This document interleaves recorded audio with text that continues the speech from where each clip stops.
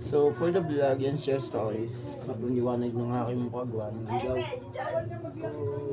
bumili ako na, ng ganito sa junk shop. Nagbabaka sakali ako na gagana siya.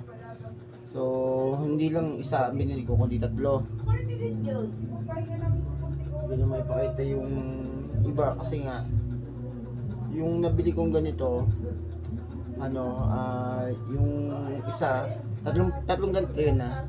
Yung isa, dalawa yung LSing wala. So, apat siya. Yun yung natira. Dalawa lang yung natira. Hindi naman siya pwedeng hindi naman apat. Kaso wala lang, hindi, ang problema sa kanya, hindi talaga nagana. At i-plug ko na sa kuryente. So, yung isa naman, walang LC. So, yung isa naman ay, yung dalawang yon na binabanggit ko ay, wala siyang wire. Pakita ko lang sa inyo na gana to, and para lang maniwala kayo. Pero ang problema lang dito, malikot o magalaw.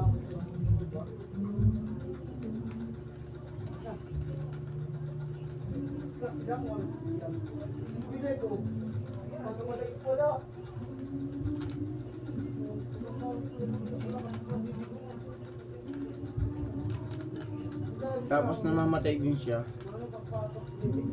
Hinilay ko ng paganyan. Pag paganyan kasi hindi siya naikot. Hindi siya naikot pag binaba mo.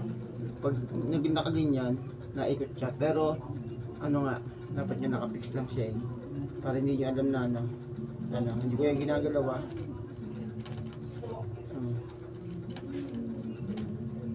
Hanggang ganyan lang siya.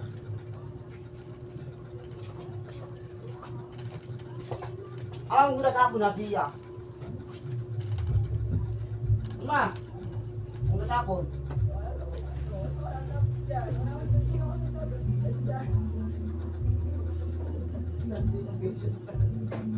So ginagawa ko naman sa ganito, yung nire-reserve ko lang LC para sakasakaling may pagkakataong makabili ulit, at least mapapakinabangan pa yung LC tsaka yung wire kasi meron tong switch yan o. So din to, pwede pa rin siyang ayusin. Problema nagalaw, ganun ba so kwento ko lang yung yung mga pangyayari, hindi kagaya yun. Maganda yung tinig kahit nakatungo siya, ang ikot niya continuous and then nga ba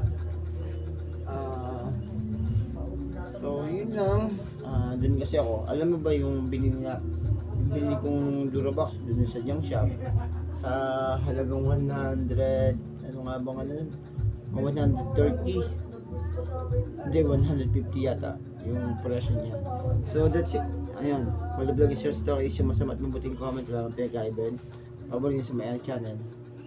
Bye.